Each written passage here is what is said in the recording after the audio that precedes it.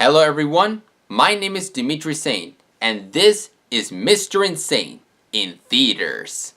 In this specific series, I'm going to take a look at the movies that are still in theaters, so I will avoid spoilers until the very end of the video if it is necessary. I will give the warning. So, those are the rules from now on, and let's take a look at this quickie review. Today's movie is recently Pixar's new sequel, Incredibles 2. The story takes place at the ending from the first movie, where even though the family are stopping a criminal named the Underminer, there is still the law that superheroes are illegal. Afterwards, a business tycoon comes into Mr. Incredible and Elastigirl and offers them an opportunity to change the law so they can make superheroes legal again. Elastigirl was chosen to present the company, so Mr. Incredible has to stay in the house to raise her children while she is out there fighting crime and facing up against a new mystery villain known as the Screenslaver. Over these years, The Incredibles was one of the Pixar movies that everybody was asking for making a sequel. And yet instead, we got sequels from other Pixar movies that range from different sorts of levels of reactions. From amazing, to good, to somewhat okay, to kinda bad. Now that this sequel just came out, what do I think of it? I thought it was amazing! It's definitely one of Pixar's best sequels as it has a lot of enjoyable moments for this experience. So how does it live up from the original? Well, I'm still having a debate whether it is better or not than the first one, because this film has some elements that it does better than the first movie, but it also has some stuff that it is nothing comparing to the predecessor. So let's talk about what this movie works well. Well, to starters, the animation is really good.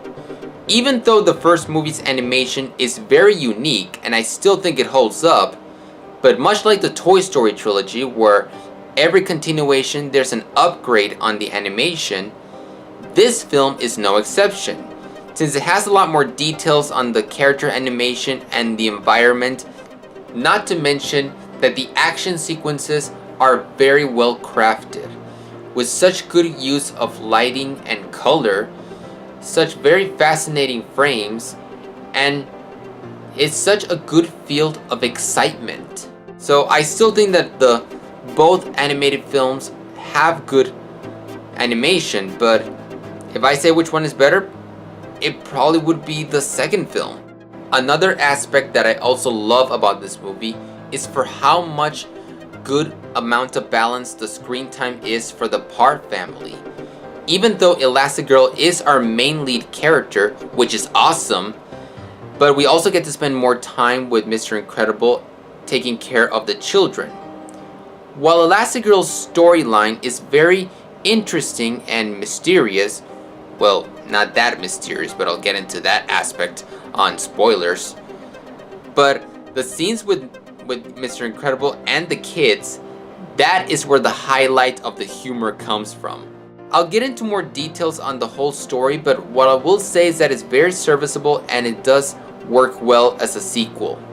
Let me give a small mention of Michael Giacchino's music of this film. It is great to hear all the same themes from the first film, but what I like about a sequel soundtrack is that it's a spot on all the different tunings and instruments that they use that feels different in comparison to the first one's soundtrack. Now let's talk about the things that I feel that the first movie does better. And one aspect is the edge. The first movie is very dark and has some emotional moments, but when it comes to the second film, it does have a few of these dark elements in the first act, but once the movie goes forward, it feels a little lighthearted comparing to the predecessor. It's not terrible. I mean, the movie focused a lot more on the humor in this film than the first one. It does good, don't get me wrong, but when it comes to the heavy topics, I feel that the first movie does it better. Another weakness that I find from this film is on the villain. Now, the screenslaver started out quite interesting and very intimidating at the same time. The design is very creepy, but when we find out more about the identity and the plotting, it starts to lose some interest. It's not a terrible villain, I mean it is still very decent, but I feel that some of the ideas could have been written a little better. I will go into more details on spoilers, but I will say that I still stand that Syndrome is the best villain from both Pixar and Brad Bird. So those were the strong and weaknesses of this film comparing it to the first one. Now let's talk about spoilers, because this film has a lot of enjoyable moments from all the characters and even plot lines. So I will just put the label on spoilers just to give the warning. So let's go ahead and talk about them. So the screenslaver turns out to be the business tycoon's sister, played by Catherine Keener. And you know what? I would be lying if I said that I didn't see that coming. Mostly because when they throw in the backstory about their father being killed by robbers and he depended so much on superheroes, I said to myself, they're the villains. Yep, one of them has to be the screenslaver. And the funny thing is that unlike my mom and even my sister's boyfriend, where they thought that it was going to be the business tycoon, who's played by Bob Odenkirk, best known for playing Saul Goodman, I personally guessed very well that it was going to be the sister, mostly because of all the moments that she has with Elastigirl, of how they're getting along, and even she knows more about the technology than her brother. In fact, what surprised me more than her being the villain is that her brother wasn't supporting her evil ideas and even helped some of the people for not getting hypnotized in the movie's climax. And while she's a very decent villain, I felt that her motivation should have been written a little better.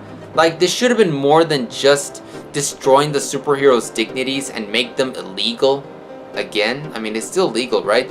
See, this is why it's a little bit odd.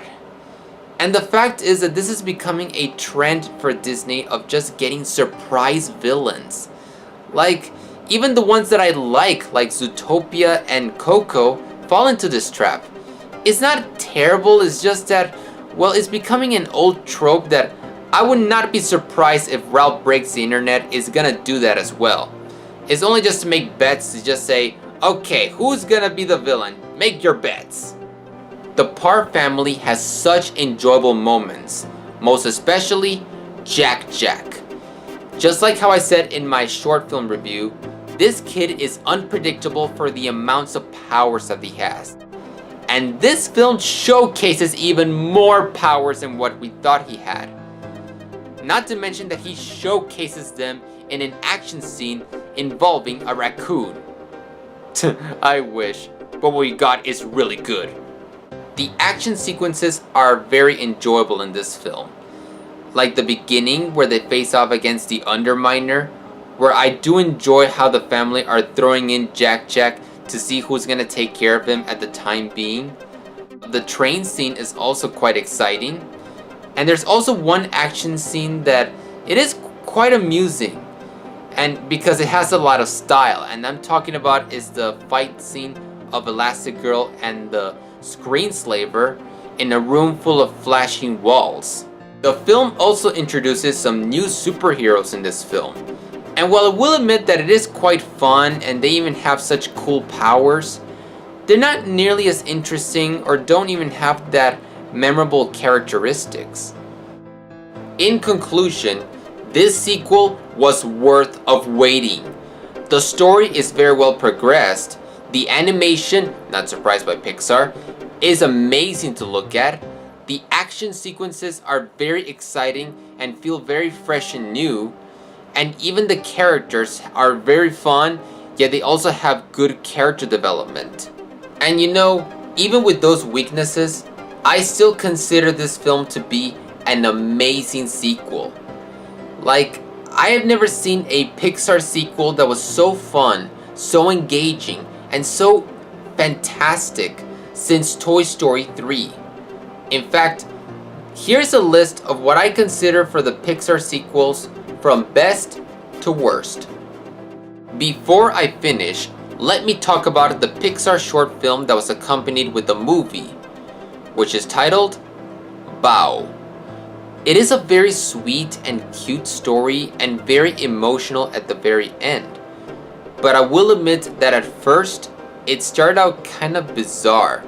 Most especially one specific scene that I think a lot of you know what I'm talking about, but I will say that it left me shocked.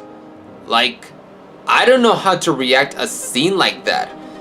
And I'm not gonna ruin it, but I think of how Willy Wonka puts it.